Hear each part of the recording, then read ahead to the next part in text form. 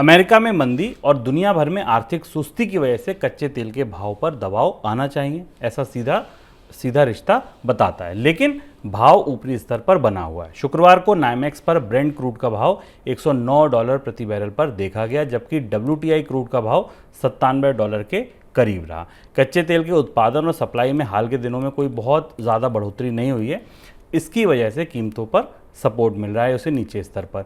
इधर भारत में LPG cylinder का दाम बढ़ने की वजह से बहुत बड़े वर्ग ने सिलेंडर रिफिल करवाना बंद कर दिया। रिपोर्ट्स की माने तो 2021-22 के दौरान केवल एक साल में 2 करोड़ से ज़्यादा लोग ऐसे हैं जिन्होंने सिलेंडर नहीं भरवाया।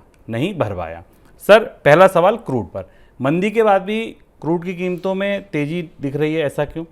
शुभम, मैं क्रूड का चार्ट अभी देख रहा हूँ। क्रूड के चार्ट में एक दिलचस्प बदलाव हमें दिखाई दे रहा है कि क्रूड में अचानक बुलिश फेज वापस लौटने लगा है। क्रूड में लंबे समय के लिए या मध्यम समय के लिए कीमतों में बढ़ोतरी के सौदे बिल्ट होना शुरू हो गए हैं, और इसके पीछे के कारण, और ये एक किस्म की असंगति है, पैराडॉक्स है कि अंतर्राष्ट्रीय बाजार में मंदी की संभावना है, उसके बाद भी कच्चे तेल की कीमतों में बढ़ोतरी के सौदे किए जा रहे हैं। ऐसा माना जा रहा है कि जो क्रूड के ट्रेडर हैं अंतर्राष्ट्रीय बाजार में, वो मान चुके हैं कि जो सेल ऑफ का टाइम था वो निकल चुका है। अब क्रूड में दोबारा वापस यहाँ से चार्ट में तेजी का दौर शुरू हो रहा है, और इसलिए हम WTI भी देखें, ब्रेंट भी देखें और नेचुरल गैस भी देखें, तीनों हाइड्रोकार्बन ईंधन में बढ़ोतरी दिखाई दे रही। अब ये तो बाजार के चार्ट की तकनीकी स्थिति है। जैसे कि एक मंथ का जो IC ब्रेंट है वो ऑल टाइम हाई, उसका स्प्रेड ऑल टाइम हाई $5 पर बैरल पे आज पहुंच गया। ये IC ब्रेंट के फ्यूचर का संकेत है। 2 चीज़ें महत्वपूर्ण हो रही हैं वास्तविक बाजार में।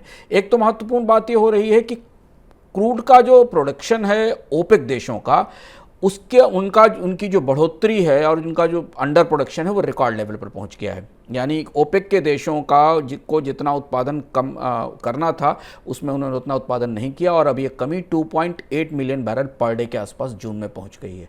यानी ओपेक देश जितना उत्पादन कर पा रहे थे और उनसे अपेक्षा की जा रही थी वो नहीं की गई।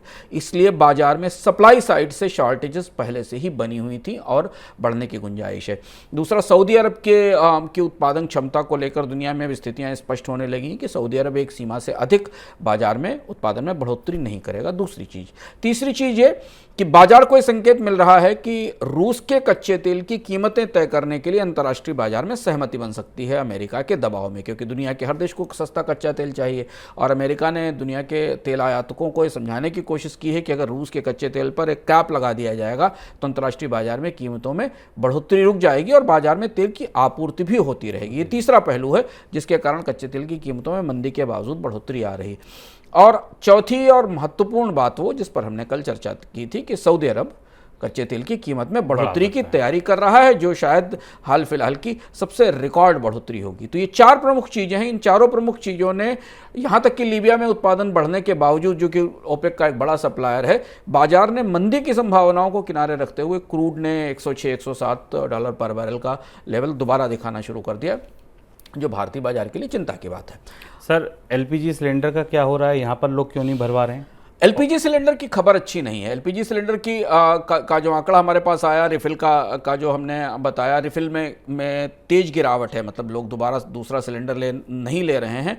इसके साथ एक दूसरी चीज़ ये कि ऐसा लग रहा है कि LPG बाजार में शायद सब्सिडी की वापसी होगी, क्योंकि रिफिल की मांग ना होने का अर्थ यह है कि कंपनियों को ज़्यादा सब्सिडी देनी पड़ रही है और सिलेंडर्स की मांग मौजूद नहीं है। जो ताज़े आंकड़े आ रहे हैं उस हिसाब से LPG की सब्सिडी बजट से बिल्कुल खत्म हो गई थी। पिछले साल 200 करोड़ रुपए सब्सिडी रह गई थी, जो कि कुछ चीज़ों के लिए थी। लेकिन अब ताज़ा जो आंकड़ा हमारे पास आ रहा है उस हिसाब से पेट्रोलियम मंत्रालय ने सरकार से शुभम 40,000 करोड़ रुपए के LPG सब्सिडी की मांग की है, जो कंपनियों को अंडर रिकवरी हो रही है, जो कंपनियों को LPG के सिलेंडर पर नुकसान हो रहा है, जबकि LPG के सिलेंडर की कीमत भारत में रिकॉर्ड ऊंचाई पर है। उसके बाद भी LPG सब्सिडी वापस आने की 40,000 करोड़ की दूसरी छमाही के लिए और अगले साल के लिए 40,000 करोड़ की मांग की है तेल कंपनियों ने LPG की कीमत आर्टिफिशियल रूप से कम रखने के लिए। भारत में LPG की कीमत तय करने के लिए सऊदी अरब के सूचकांक का इस्तेमाल किया जाता है। रिफिल की मांग ये बता रही है कि एक बड़ा हिस्सा बाजार में, और ये अच्छी खबर नहीं है कि एक बड़ा हिस्सा अब सिलेंडर खरीद नहीं पा रहा है और इसलिए वो शायद खाना पकाने के उन पारंपरिक साधनों की तरफ जा रहा है जिनसे उसके स्वास्थ्य और पर्यावरण को भी नुकसान होने का खतरा है। अब यहाँ एलपीजी का पूरा मसला अचानक उलझ गया है। सरकार इसे सब्सिडी खत्म कर चुकी थी, लगभग समाप्त कर चुकी थी। यहाँ सब्सिडी परोक्ष रूप से तो सब्सिडी वापस लौटी है ये, क्योंकि तेल कंपनियों को नुकसान हो रहा है। सर एक छोटा सवाल यहाँ पर विंडफॉल टैक्स पर, और क्योंकि जब कच्चे तेल की कीमतों में गिरावट दिखी थी, सरकार ने विंडफॉल टैक्स घटा लिया था, दोबारा तेजी दिख रही, वापस लौटेगा? सब कुछ वापस लौट रहा है। अगर कच्चे तेल की कीमतों में बढ़ोतरी होगी, सरकारें मान रही, क्योंकि हम लोगों ने भी चर्चा की है कि कच्चे तेल की कीमतें अगर बढ़ेंगी तो उसके बाद फिर शायद तेल कंपनियों पर विंडफॉल टैक्स की दरों में बढ़ोतरी की जाएगी। ऐसे संकेत हमें शुरुआत में मिले हैं।